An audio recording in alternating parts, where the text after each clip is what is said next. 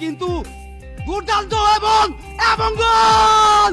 কাঁদো আর্জেন্টিনা কাঁদো, বাংলাদেশের দামাল ছেলেদের কাছে শুরুতেই জোড়া গোল হজম আর্জেন্টিনার। প্রিয় দর্শক, লাতিন বাংলা সুপার কাপে বাংলাদেশ খেলতে নামে আর্জেন্টিনার বিপক্ষে।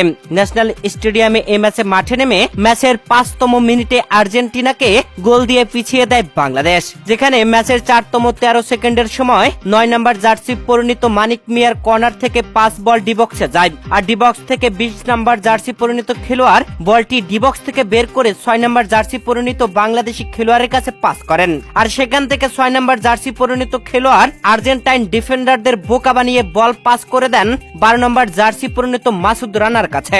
আর্জেন্টাইন গোলকিপারকে ফাঁকি দিয়ে জোরালো শটে গোল আদায় করে নেন মাসুদ রানা। বাংলাদেশ দারুণভাবে 1 গোলে এগিয়ে গেল 5তম মিনিটেই।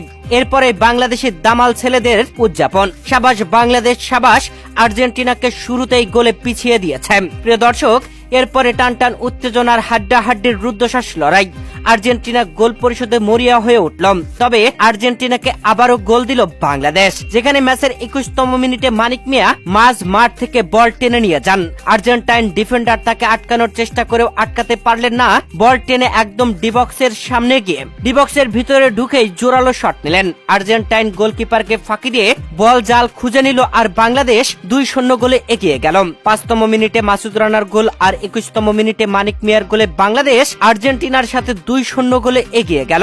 বাংলার দামাল ছেলেরা প্রথম ম্যাচে ব্রাজিলের কাছে হেরে গিয়েছিল 4-0 গোলে, তবে আজ আর্জেন্টিনার বিপক্ষে খেলতে নেমে প্রথমার্ধে বাংলাদেশ 2-0 গোলে এগিয়ে যায়। তবে দুঃখজনক ব্যাপার হলো স্কোর লাইনে একটি গোল কম দেখানো হচ্ছে। ম্যাচের 21তম মিনিটে মানিকের গোল করার পর ম্যাচের 26তম মিনিটেই স্কোর বোর্ডে দেখা যায় 1-0 গোল। 2-0 কেটে দিয়ে 1-0 করা হয়েছে। এটা কেন করা হয়েছে এখনো স্পষ্ট আসেনি। প্রথম গোলটি বাদ নাকি দ্বিতীয় গোলটি বাদ? প্রিয় দর্শক, আর্জেন্টিনার বিপক্ষে বাংলাদেশের এমন দুর্দান্ত খেলা আপনাদের কাছে কেমন লেগেছে জানাবেন কমেন্ট করে।